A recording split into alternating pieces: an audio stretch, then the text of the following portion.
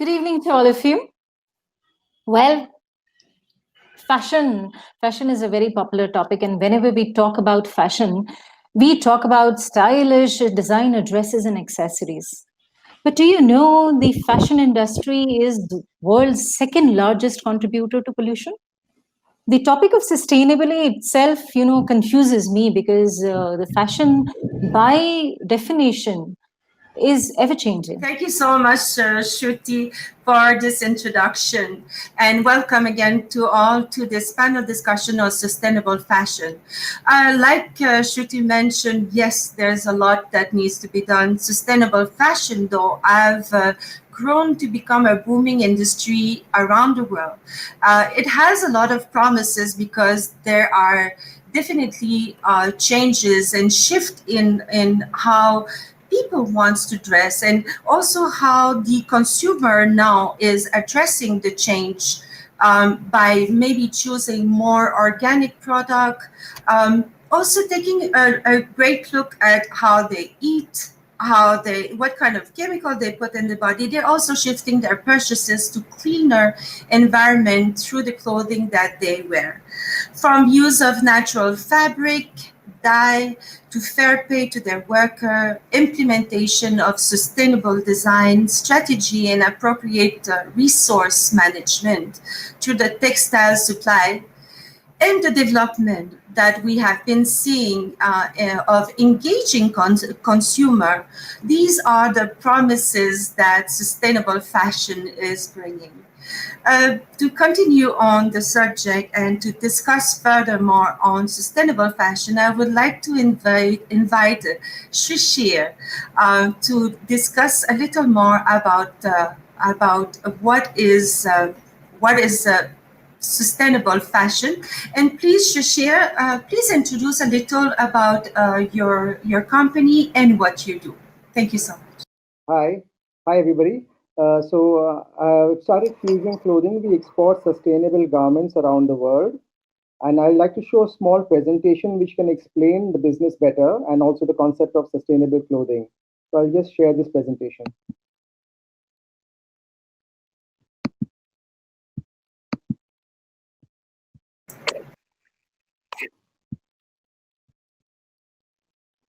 Is it seen? My first slide is visible? Yes, it's visible. So the effects of climate change and increasing CO2 emissions are documented through these infographics, which now everybody is aware of, especially after the COVID and the lockdown, people have noticed that it's dramatic increase in the clarity of air and the environment. We follow the triple bottom line, which is which balances profits with purpose driven, like social progress as well as environmental progress. Organic cotton is the most sustainable fiber, since conventional cotton, as Shruti mentioned in the beginning, that consumes a lot of pesticides, chemicals, and also pollution. Pesticide residues and dye residues, effluents cause pollution in the air and the water systems. Neem leaves and cow dung is our answer for alternatives to synthetic pesticides. Benefits of organic cotton are listed in this life cycle assessment done by Textile Exchange. Global warming reduces by 46%. Blue water consumption reduces by 91%. Also, there is no use of GMO seeds and no use of toxic chemicals in the production of organic cotton. Organic cotton has a profound impact on climate change, as can be seen in this slide. Therefore, we have always been concentrating over the last 10 years, we have concentrated on producing organic cotton clothing, which also uses GOTS certified dyes and recycled fabrics. Recycled fabrics can be made from either pre-consumer recycled organic cotton, or recycled post-consumer like recycled polyester bottles, plastic bottles, because conventional polyester is derived from fossil fuels. Thank you. Great, thank you so much, Shishir. Could you tell us a little more about what you do? And also, I would like to also salute our other guests, Nivedita Saboo and Dr. Vaibbhavi P. Thank you for being here. Shishir, tell us a little more about what you do exactly and what is your company doing for sustainable fashion. So we buy organic cotton and we manufacture organic clothing in our factory in Tirupur. So we are exporting to different brands around the world. And we'd also started our own brand 10 years back called Do You Speak Green?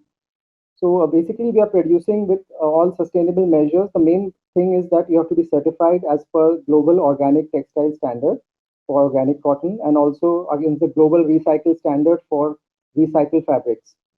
So all our processes are certified right from and also traceable to the farms. For example, if you buy a garment, we can trace it back to which farm the organic cotton was grown back from. So that's in short the entire process of production. Great, lovely. Thank you so much. Many brands are now embracing the new shift of sustainable fashion, and I'd like to ask Nivedita, how do you view sustainable fashion in your design and your collection, and what is, in your opinion, the change that needs to be done in the industry to be more sustainable? I've always believed that sustainability is really a process. It's not the final product. And it's a process that all of us can implement easily by being aware of what we need to do, right from whether it's being fair trade, procuring from the right kind of vendors, making sure that, right from the first slot of design development and procurement to the final garmenting, we're following sustainable processes that that will make our long-term cycle of the industry, the life cycle of the product, and as well as the life cycle and the quality of life of the artisan all better. So of course, like Shishir rightly said, it is also being very aware of the pollutants of how you're certified, making sure that each one of your processes is producing lesser and lesser carbon footprint as you speak. But at the same time, since he's highlighted all of the pollutants and the processes, I would like to say that taking sustainability to the design process, to the versatility of how many times a garment can be used in different ways, to the value that a craftsperson gets per garment, or the entire value chain of the product.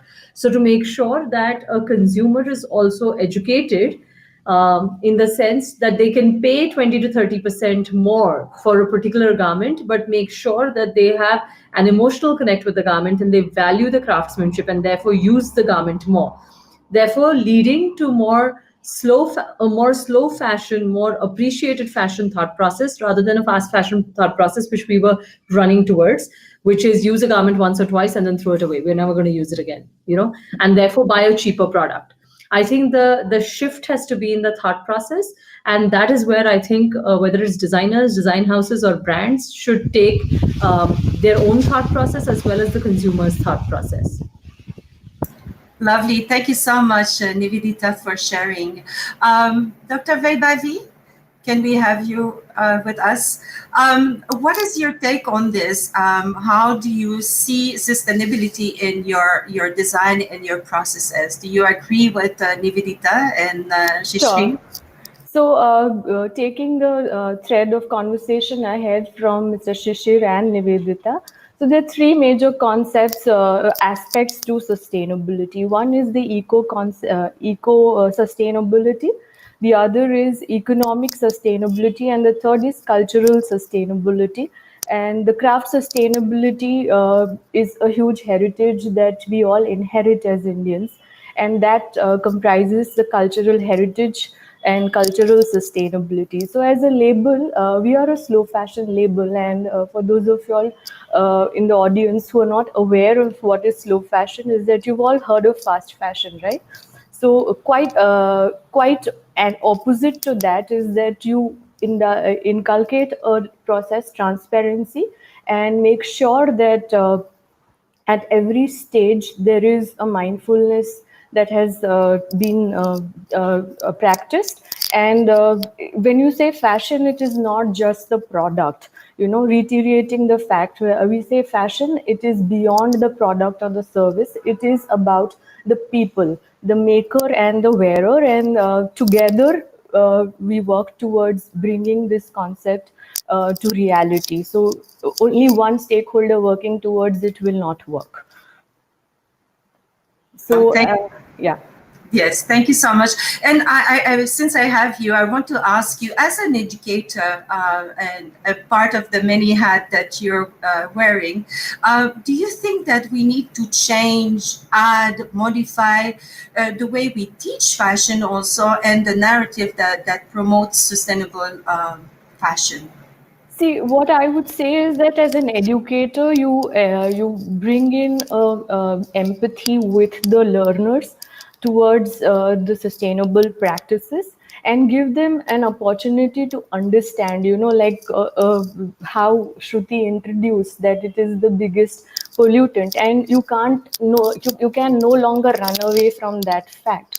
We are all the change makers, and when you are in the process of preparing a generation which will further take on the responsibility of the industry and the changing faces of it, it is very, very important that you empathize the learners with these challenges that lie ahead of them and prepare them with a strategy for the change that is so necessary to happen. So that definitely is happening at a level, but I think more and more needs to happen. So it's a journey that we all need to traverse together. It's the destination is a long way to go. Sure, sure. Nivedita, before you mentioned that, yes, maybe sustainable fashion is a bit expensive, for consumer. Why is it? Could you maybe help the consumer understand why is it that is a bit more expensive, and how long would that be like this? Is it it's just because we starting talking about it, or in the long run the processes will be better? Could you educate us a little more on this? So I feel the price points come at various levels. Like in our chat earlier, I feel like sustainable fashion need not always end up being more expensive. It's just that the conversations and the relevance of the kind of processes and the kind of I would say the payment terms and what you're actually valuing your craftsmen and your workers for is concerned. Those parameters need to change a little bit, and until a larger group of brands doesn't move towards sustainability, whether it is vendors, manufacturers, resellers, retailers, and so on, the entire garment chain, once that becomes in alignment with the values of sustainability, I don't think anything will remain more expensive and cheaper anymore.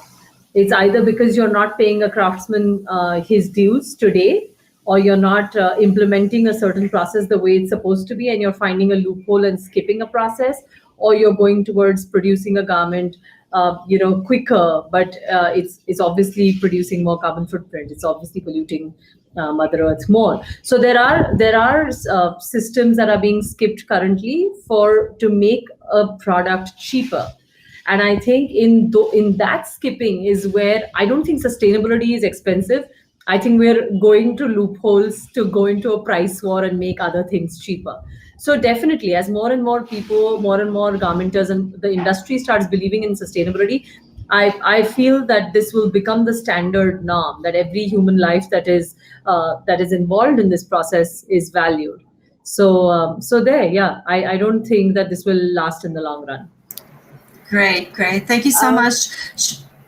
Yes, yes, please. Yeah, may I? Please add. Yeah, I totally Yes. agree with Nivedita, and also for the consumer point of view, is that as she rightly said, whenever you buy cheap clothes, someone somewhere is paying the price for it, and it's not just the price of the clothes when you buy. You need to look at the longevity. How often would you wear? How long is it going to last?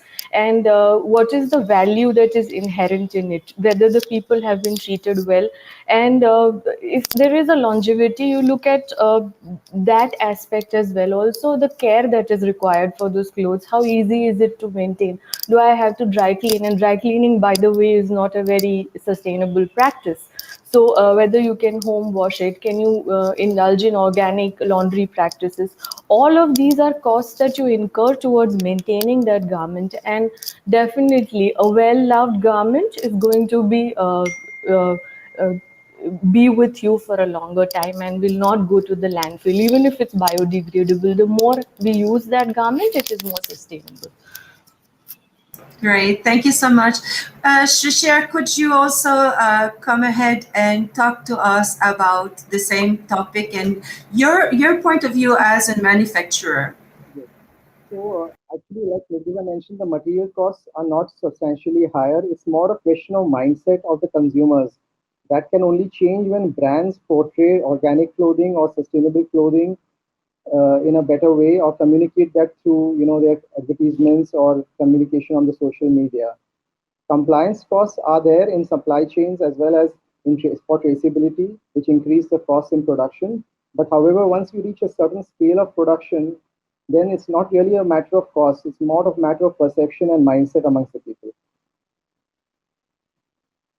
Yes, mindset is something that needs to be changed, because I think people have the perception that because it's sustainable, it's the models are a little old, the fabric is not soft and all, right? Yeah, also for organic, some people asked me earlier that does it mean that you'll only get earth colors, you can't get all colors? I said, no, you have got certified colors which can come in all colors. So it doesn't have to be only the browns or grays or whatever.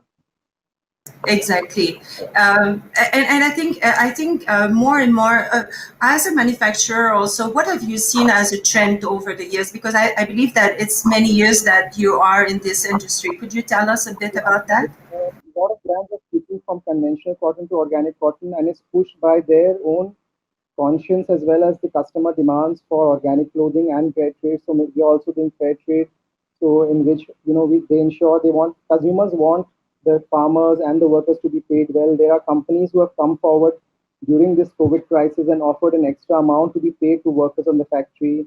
So there is a conscience which is pushing retailers also towards organic cotton. I think H&M is doing a fantastic job in this.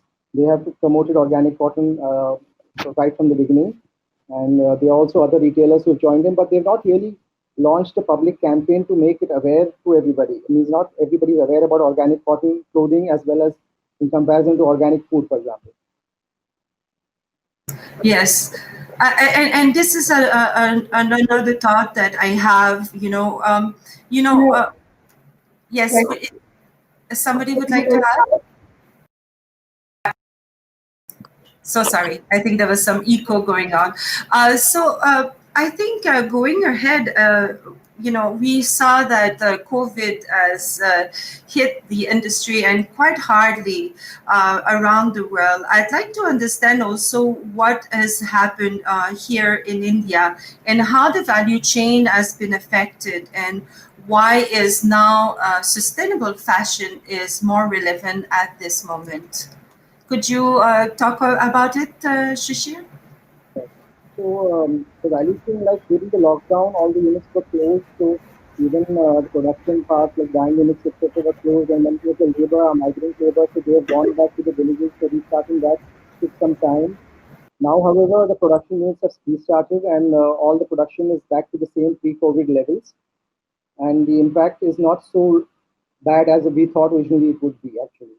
So internationally, I think that in Europe the sales have started, retail sales have started, stores have reopened in June. So it will all depend on the sales in June and July for them to be able to assess how the next season will progress, because the summer season sales would be in these 2 months in Europe and USA. But they all have their own problems. US has their own problems about Black Lives Matter and so many other things going on in the world. Lots of issues going on, and I'm sure also because the flight have not started, that the import-export also is affected greatly also, right? Yes, yeah. So the ports are like, for example, Chennai went into a lockdown again early this week. So some shipments have to be diverted from Chennai port to Tuticorin, and there are challenges during the COVID period for sure. Yes.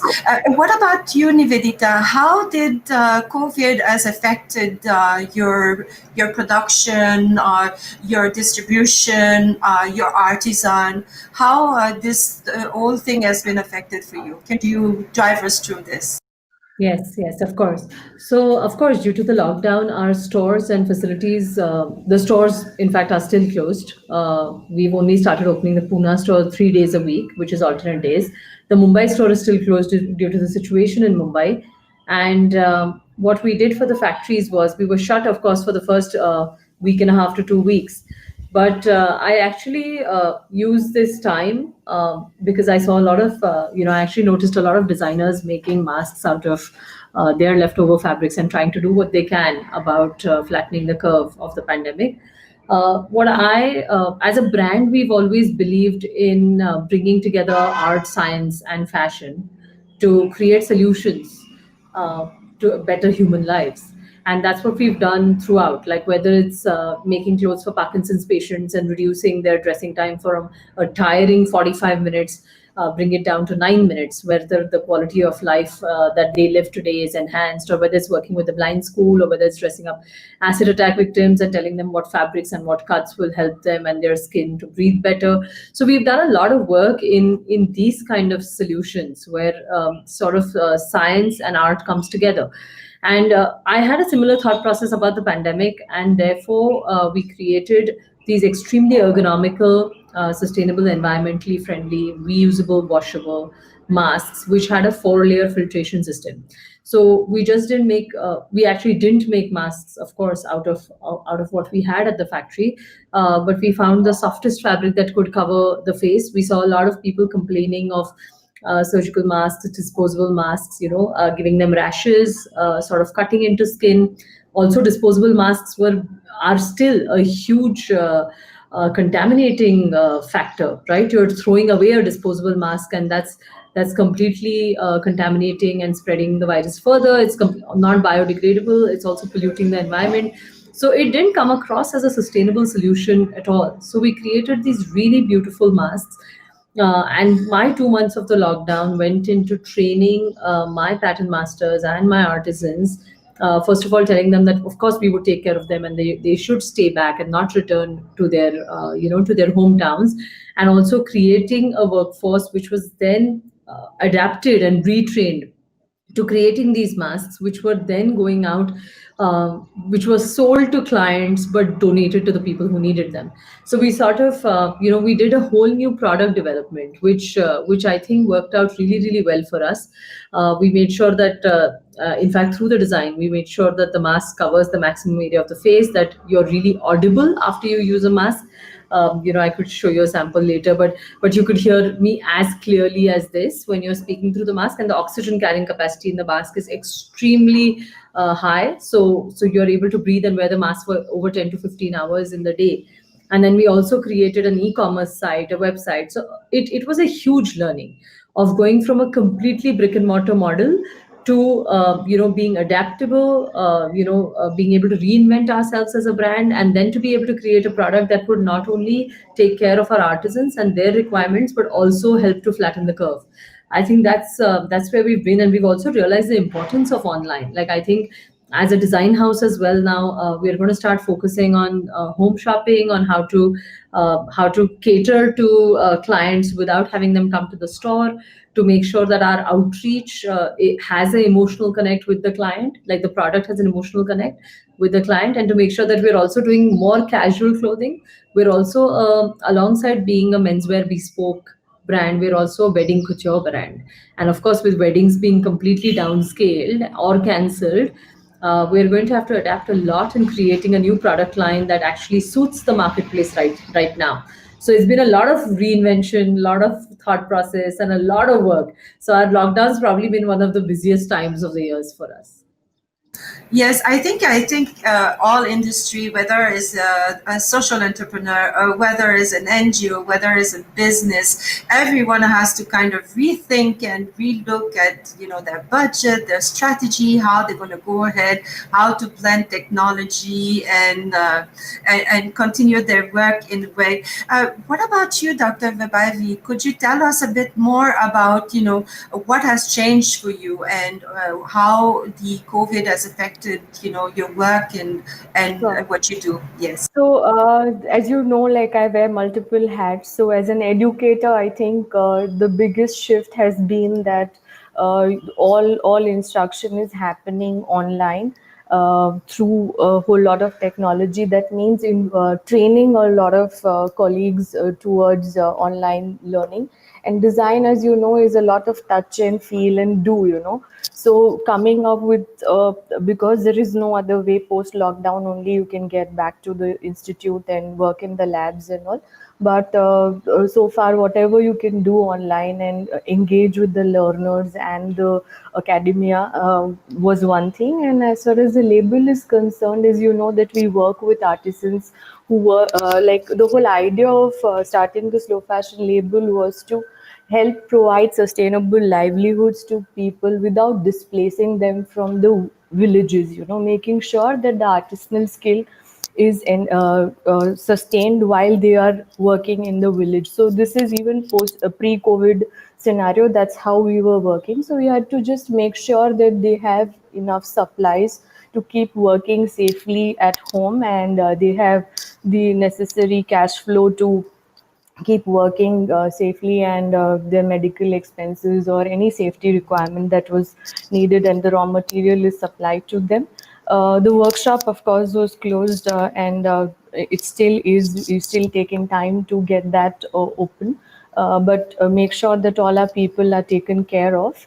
And we've also taken a lot of time to help, because we've already been working on regular artisanal clothes which can be worn for everyday life, but now nobody's going out. So again, rethinking on that towards newer product development in terms of how the value of the beautiful handloom textile, organic textile, how nice it is to wear it. And then fashion is all about touch and feel.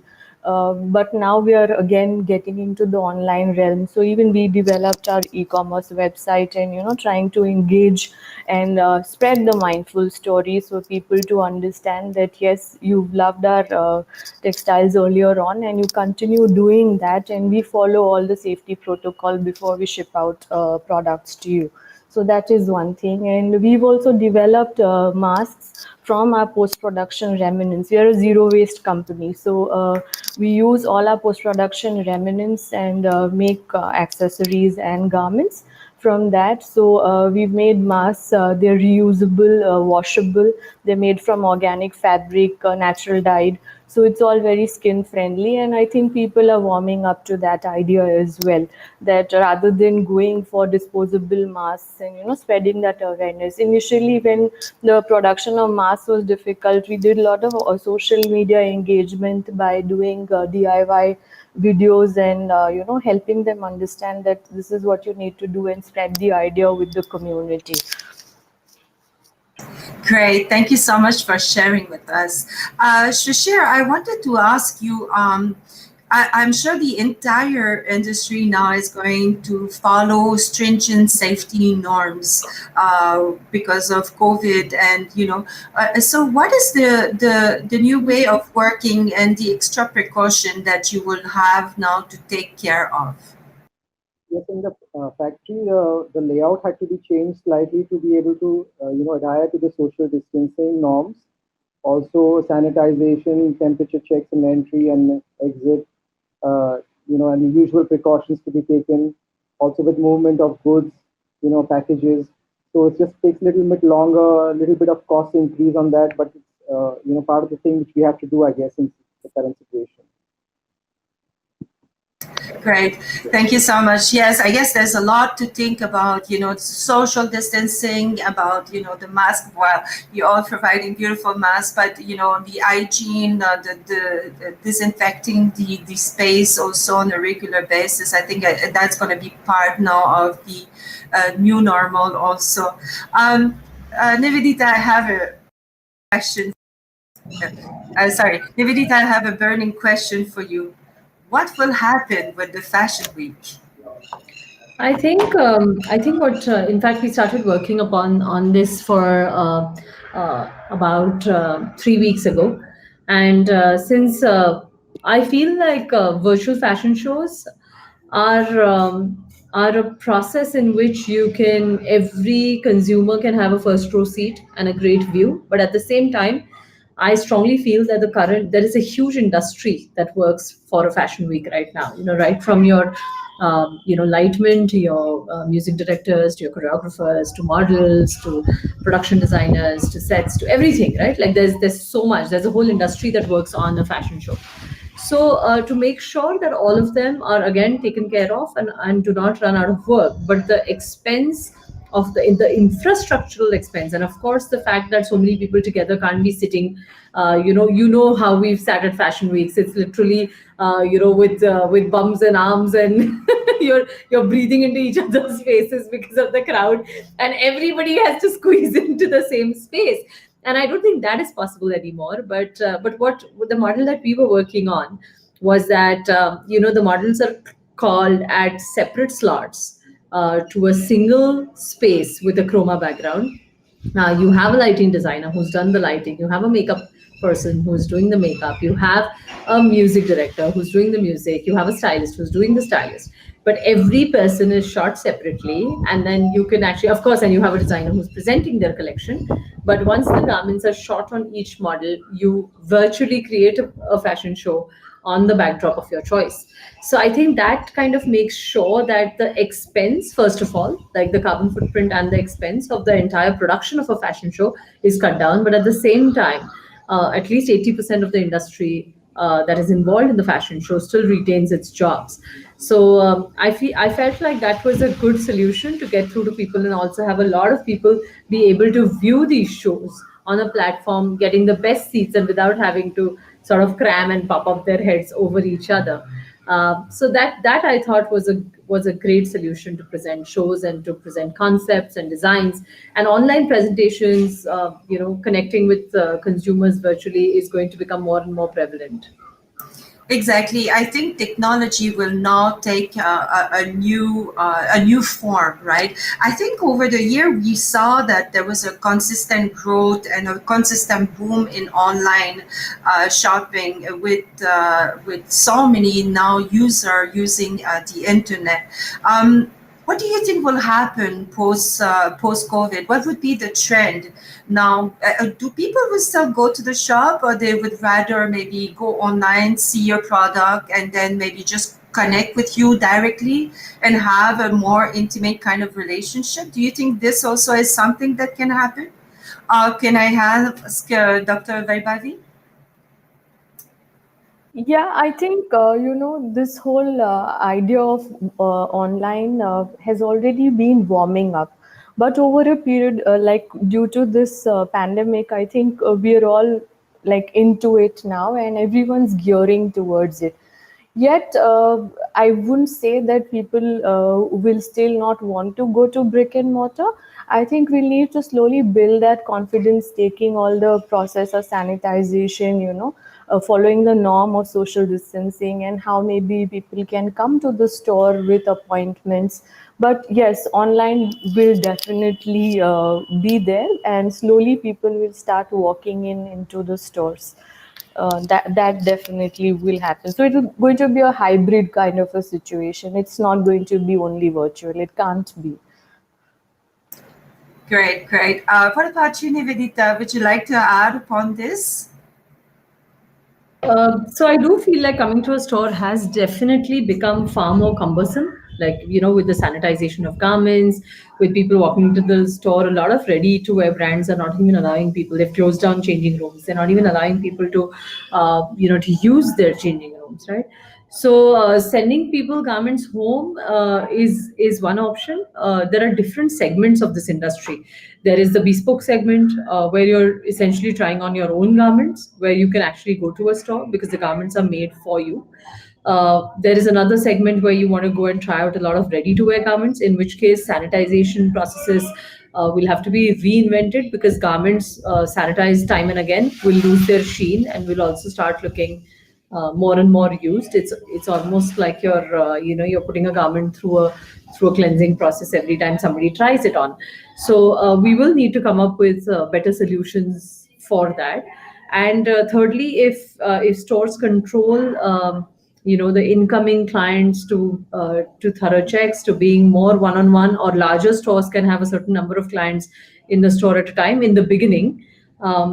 I think, but because of all of this sort of is weighing down on a client so much, just going out, having to come back, having to have a shower, is becoming so cumbersome that people will prefer either just one-on-one appointments with the designer, or a far more easier way of sitting at home and doing their shopping, for sure. So I think it'll have to be like a hybrid model of the two. Like if they're finishing most of their selections online, but they go to a store to only sort of go quickly, see the actual product and pick up their stuff, either that will come into play, or then kind of completely choosing the garment and interacting with the store person on an online platform, and then having the clothes being sent home to them with more flexible return policies and more flexible sort of amendment and alteration policies will, I think, start working its wonders as well. Thank you so much, Nivedita. I think there's a lot of food for thought here. I'd love to hear from you, Shishir, how this online platform will also be implemented or used, or like we say, this blend between the consumer and the online. Tell us a little more about you. Yeah, so I think also I agree that online will all get a boost. Already people have switched to online, and also casual wear will get a boost in the current market scenario because people are working from home. So along with online, there will be a shift towards lesser consumption because fast fashion will reduce. There will be lesser consumption. So that's going to be some of the changes which I see fundamentally having a period of time, because people are earlier for sustainability switching to rentals also. They were closing with rental companies, but I'm not sure how that will work now after post-COVID. But there are some of the changes happening in the world on this. And what about you? Are you online already? Is your product online? And what kind of product are you offering? What we do for private label production to different brands around the world is not sold by us online. They are sold by the brands online. So each brand would have their own online store. And there are certain brands who are doing very well online. In fact, one of our American customers told us that their sales have increased post-COVID because they're primarily online. So I guess that, yes, Nivedita, go ahead. Sorry. I'd also, taking off from what Shishir said, actually, that people will require less. And I think just staying indoors for 3 months and not needing any new piece of clothing has taught people that they can live with less. So which is quite amazing. Like, I think a lot of people have realized that they don't need so much to live with. You're essentially feeding after it's more retail therapy than it is buying or investing in what you need. So definitely, like, I think the shift in shopping patterns is going to be quite crazy, and people won't be so OTT when they shop. They will have lesser occasions to go to. There will be lesser places of just showing what new things you have. So I think everybody's thought process itself is becoming more sustainable, which is amazing. This is a great shift that the lockdown and the pandemic has both brought across. I come back to minimalistic living. More than minimalistic, I think that people are rethinking about, what they need right now. Because I think, more and more, if you don't have any function, how would you buy a beautiful gown, to go to that function? And I think that is also one of the key is that how sustainable fashion could help move beyond the fast fashion. We talked a bit about it, because fast fashion is very pollutant. We know that these clothing, sometimes they're used for 1, 2, or 3 times. I've read somewhere that to be sustainable, to have a sustainable piece, at least someone should wear it 30 times. Could you say something about that, Dr. Vaibbhavi? Yes, surely. So, what we were discussing earlier, that the value of the garment, like buy less, buy good quality, that will have a longer life, and you'll hold on to that garment more when you know the story behind it, what has gone into it, how environmentally responsible it is, whether the people involved in making that have been paid their due wages, whether it's sustaining a craft tradition or a heritage, because I think looking at the sustainable United Nations Sustainable Development Goals, I think the craft sector in India which is second only to agriculture in the country, agriculture being the highest provider of livelihood. I think India has this huge vantage point of the craft sector, and it has a huge potential of meeting all the United Nations Sustainable Development Goals. So we need to really harness on that aspect. And when we do sustain crafts, we sustain our culture and we sustain who we are as people. Because if we are going to be so homogenized that whatever somebody is wearing in any corner of the world and wearing the same clothes, where are we sustaining the craft? And you could wear contemporary silhouettes, but at least promote the textile, like the craft traditions. Bring it in a way that you can adapt it to your lifestyle. Like, I don't wear a sari every day, but if I use that fabric, which is hand woven, into a tunic that I may wear every day, or trousers that I may wear every day. I think that is important. Or now we're spending a lot of time indoors, and we want to make sure that our spaces are hygienic, safe, and yet make us feel very comfortable and warm. So we could look at home furnishing. That's also an extension of your personality. So your all of that is going to bring towards the sustainable lifestyle. There we are. So yes, I think you mentioned something important. It's like almost like think globally but act locally. I think more and more we need to go towards that. And like you mentioned, your 3 point: the economy, the cultural, the ecosystem also. I think it's important to also draw from what we have and the resource that we have in India, right? Yeah. What about you, Nivedita? Could you tell us a little more about your fabric and your craftsmen, and about this thought of think globally and act locally? So I definitely think that the soul of the craft for us designers from India will definitely be giving back to Indian crafts. To expand our labels to the rest of the world, we have to make our craft more relevant to global design, and which I think is also a huge key in Indian designers going global, because like we've seen before that we do stick to our craft, but how to also manufacture on a larger scale and incubate and involve our craftspeople and our craft in the product in a way that gets looked at not as a souvenir, if you know what I mean. Like an Indian craft almost gets looked at as a souvenir, that you come to India and you pick up one thing that you love from the country, or two things from the places that you visit, and you take them back and you never use them. You just like store them like art. I think to make that exact art into a wearable piece of art, which can be translated into a more global design sensibility, still keeping the ethos and the soul of the craft intact. And I think that is where our design, has to focus on, and that's where our craftspeople and karigars also need to take pride in. So today, at our company, we always tell our tailors and our craftsmen that you're not a tailor, you're not a pattern master, you're actually an artist. And when you create something, or an embroiderer, that he's not just a karigar, he's an artist. When they create something, they need to take pride in the fact that they're creating and they're dressing up the best in the world. And that's also how we'll encourage future generations of artisans to get involved in the craft. It's alarming to know that today a pattern master's son does not, or a daughter does not want to take up to being a pattern master.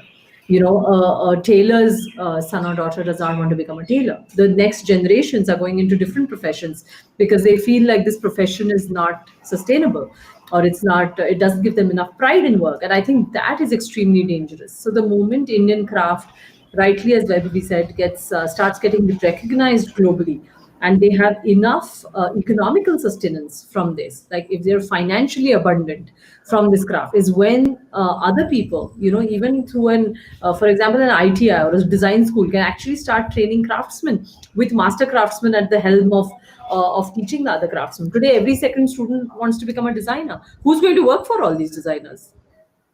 there is nobody to work for the lakhs of designers that are coming out of design schools. And after this generation of craftsmen, there is no further generation of craftsmen that is getting trained. So I think, of course, technology is playing a very important role, and you're doing everything in machine. You're doing embroidery and sequins and printing, and everything is being done by machines now.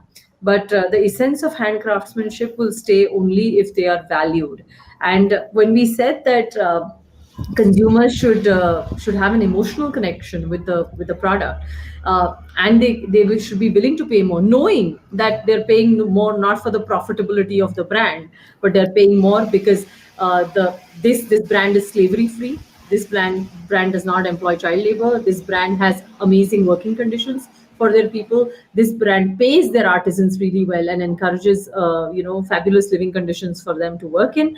And these are the parameters that a conscious consumer will need to have when they're purchasing a product. Hey, I'm so sorry to interrupt. Yes, it's so interesting discussion going on, but unfortunately we have limited time and there is another session lined up.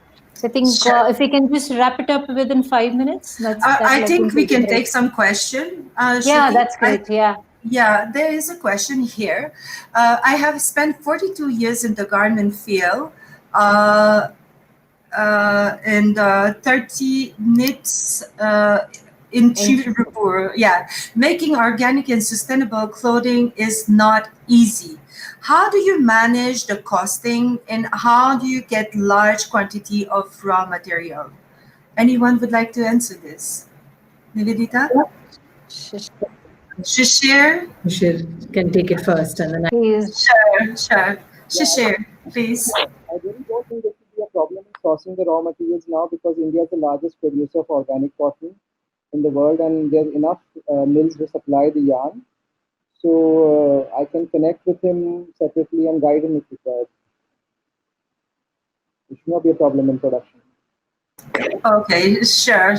But could you give some guidance of how do you manage your costing in general, and and where do you get those raw material? Yeah, the raw materials are from different mills around the country, so that can be sourced, and the costings are managed because of we are specializing in the slightly higher end of the market, so where the pricing can be justifiable. Before we cannot compete with Bangladesh and Vietnam on the basic t-shirts or very cheap items. So we try to focus on brands who can pay a better price and as well as offer a better premium product from the quality point of view.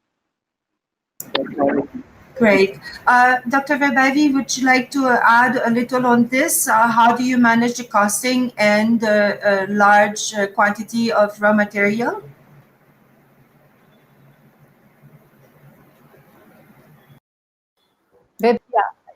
Yeah. So I think, because we work with handloom weavers, and there is a lot of indigenous cotton that is available. Unfortunately, a lot of farmers are shifting towards that. But then again, the whole idea of organic farming is catching up, and there are places where you can still source organic cotton. So I think that should not be a problem. Great. What about you, Nivedita? What do you do to procure yourself large quantity of material and to bear all the costs and manage the costing?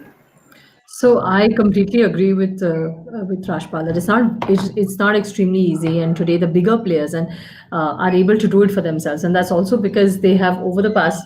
It takes 3 years to even clear the ground for an organic farm, right?